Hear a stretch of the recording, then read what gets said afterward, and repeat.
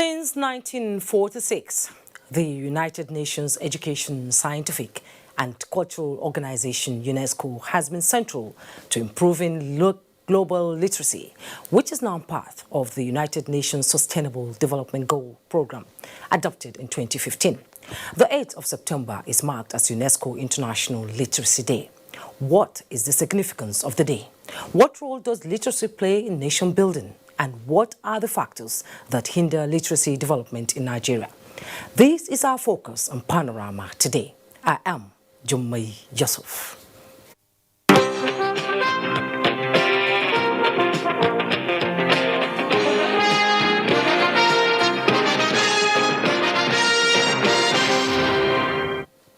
National Chairman of the All Progressives Congress, Adams Oshiomhole, says reconciling him and his successor, Edo State Governor Godwin Obaseki, requires conscious efforts by both of them to submit themselves before an reconciliation committee.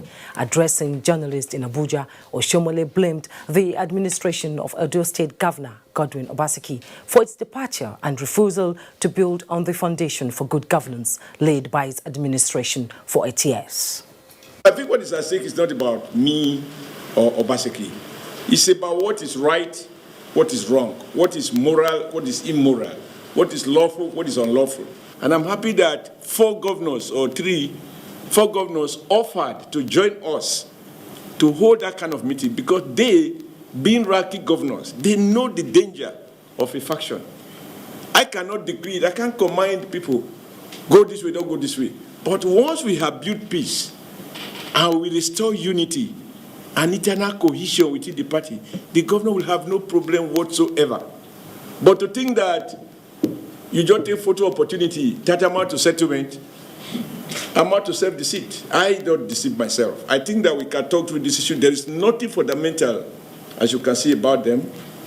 They are issues that can easily be resolved. And I'm still very, very confident that they will be resolved to the benefit of all, particularly the governor himself. As we march towards 2020, we need unity within the party. Oshiomhole is calling on Governor Obaseki to review the process by which Edo State House of Assembly was constituted, create job opportunities for the people, as well as step up his game in infrastructural development. The phase 1 of the Rural Electrification Agency Energizing Education program set up to develop off-grid power solutions for the generation and provision of sustainable power supply to 37 federal universities and 7 university teaching hospitals across the country has started yielding positive results. One of such is Bayero University, Kano, where 7.1 megawatt solar hybrid power plant was inaugurated. Mohammed Rabiu Ali reports. This is Bayero University, Kano, northwest Nigeria.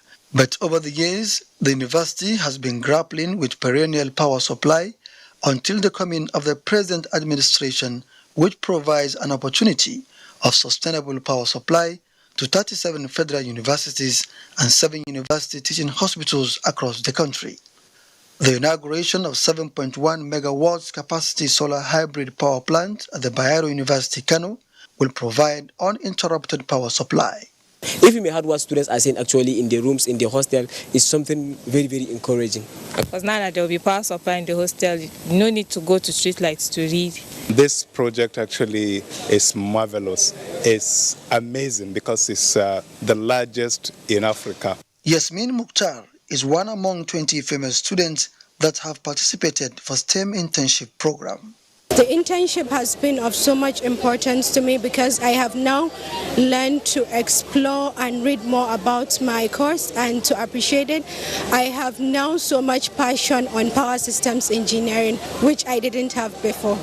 Managing Director, Rural Electrification Agency, Damilola Ogumbi, says powering Nigerian universities under Energizing Education program is not negotiable. Therefore, we must rehabilitate existing electricity distribution networks within the universities, illuminate the campuses for improved security, and construct renewable energy.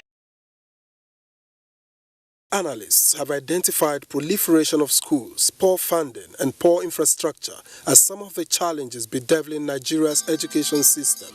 But that's not all. Indiscipline has been added to the number by the Primate, Church of Nigeria Anglican Communion, Most Reverend Nicholas Oko. We need to enforce discipline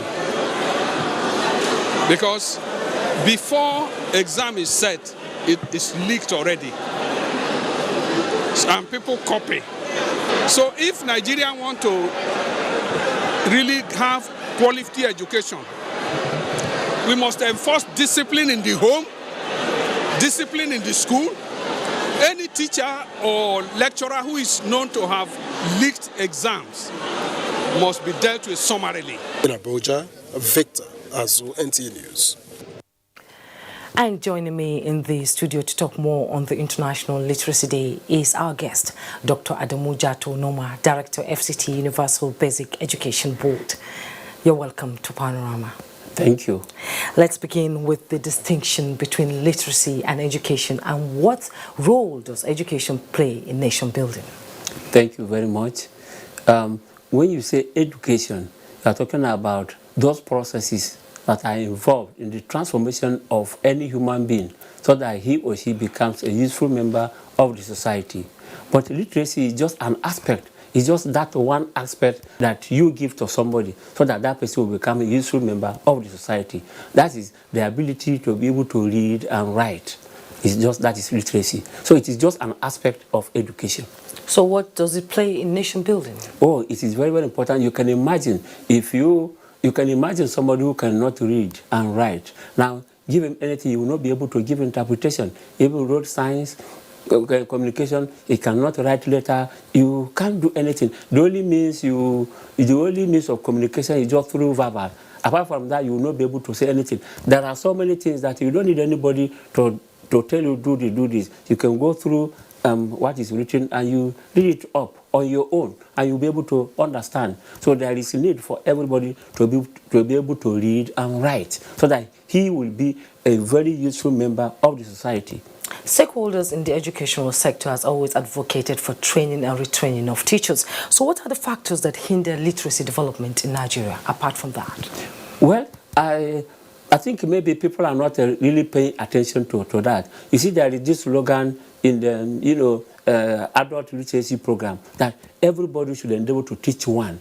That if all the literate people in Nigeria can teach, if everybody can endeavor to teach one, if you teach one today and that person becomes literate, he too goes to teach another person. Before you know, everybody will become literate. Everybody will be able to read and write in the society. So it's just that negligence of everybody, not only government, but everybody, because it doesn't cost you sometimes anything for you to teach somebody to be able to read and write. In fact, while you are sitting under a tree, while you are sitting relaxing with anybody, you'll be able to teach somebody on how to read and write at home at no cost to anybody. So it is not only government alone that you should be able to teach people on how to read and write. It is the responsibility of everybody that is already literate that should be able to teach other colleagues of his on how to read and write.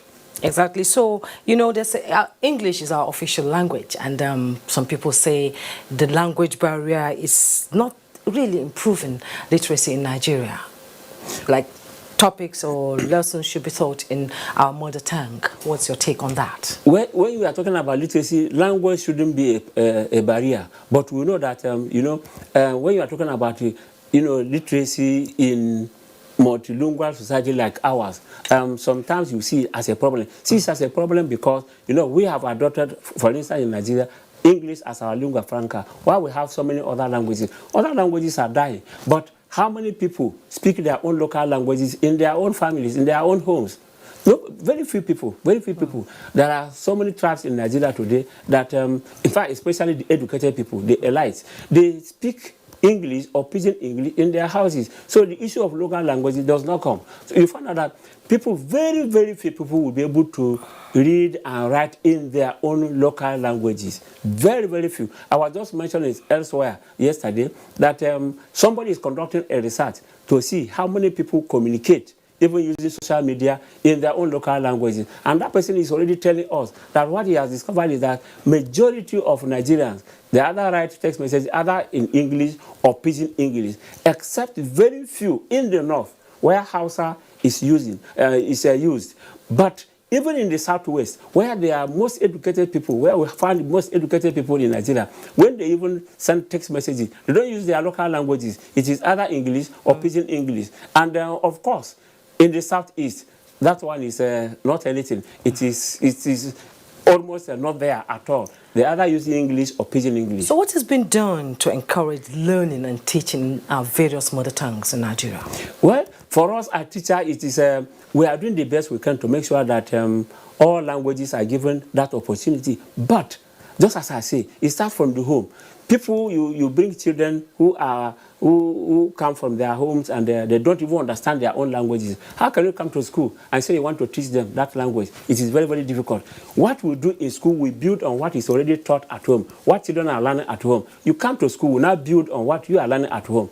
But if you are bringing somebody to come and learn, let's say, Igbo or Hausa or Yoruba or my own local language there, and my children cannot speak my own language. What's the local language, actually? Oh, I speak Gade language. Okay. I speak Gade and your language. children speak like the language? All my children speak Gade fluently and they write in Gade language. All my children. Anybody can verify. My children in my family, in my house, we speak my own language. So how many elites do that? Very, very few people do that. You go to, people have adopted English, at the expense of their own local languages. So that is that. So it is difficult for a teacher. So a teacher cannot just jump.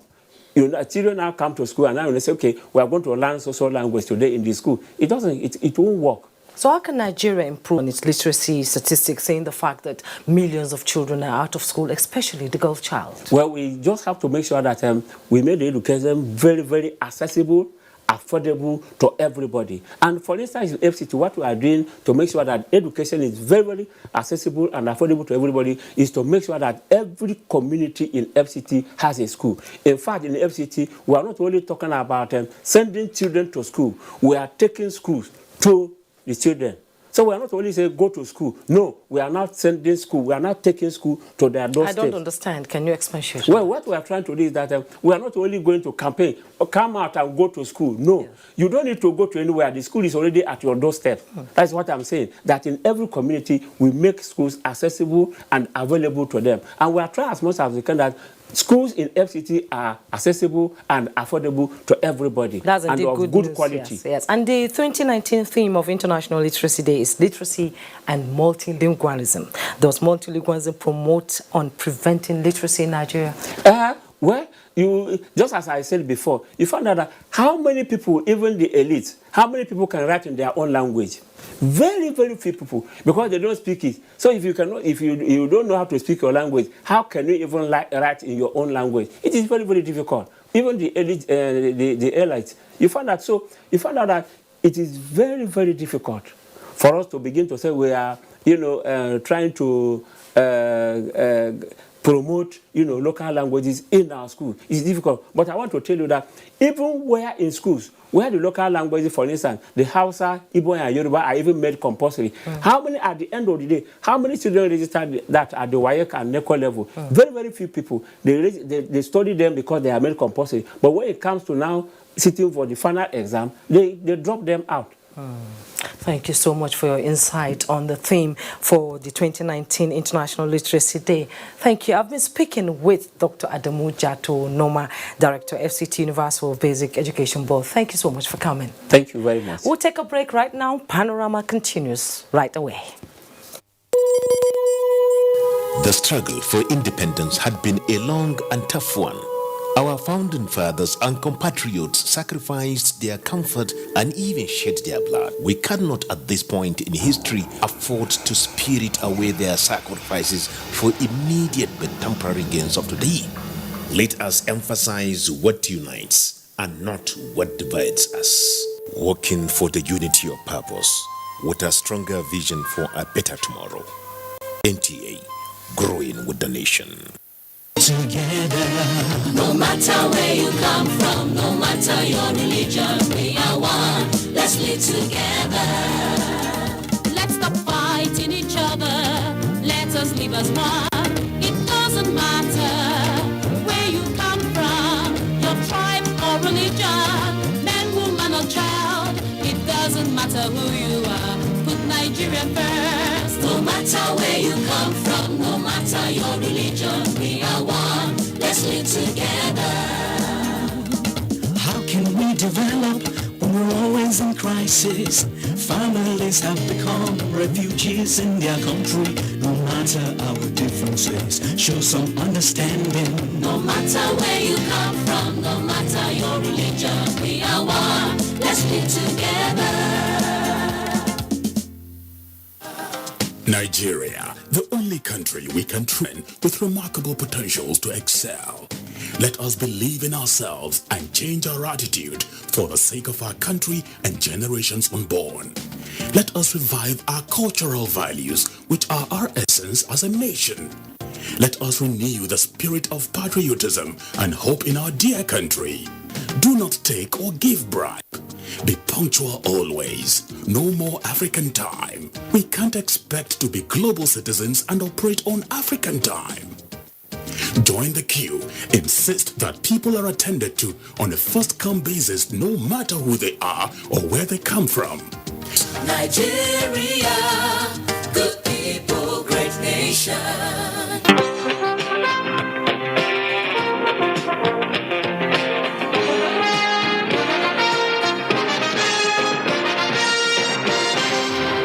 Thanks for rejoining us. Now, Osun State government has commenced dredging of rivers and waterways in the state as part of measures to stop flooding. The governor, while inspecting the dredging in Okshobbo, says some buildings may be demolished in the process. Femi Afariogun reports. Since the last flooding in the last 1 week, to allay the fear, the state government is already taking steps to prevent reoccurrence as it begins dredging of rivers and waterways. Governor Oyetola, while inspecting the dredging exercise in Oshogbo, says it will not hesitate to pull down buildings on waterways to avert flooding, as well as guarantee safety of the people. The governor, an advocate of a clean and green environment, warns people to desist from dumping refuse into waterways to prevent flood. The dredging across the state is expected to last for a few weeks. In Oshogbo, Femi Afariogun, NTA News. Internally displaced persons in the 9 local government areas affected by the activities of bandits in Katsina State continue to receive relief materials from government and individuals in the state. Mohammed Saliu Awal reports that the gesture is aimed at complementing federal government's effort in that direction. The 9 frontline local government areas received over 1 million bags of assorted grains from the Director General Small and Medium Enterprises, Duko Umar Radda. 100 bags will be distributed to each of the 9 local government areas to cushion the hardship being faced by the internally displaced persons.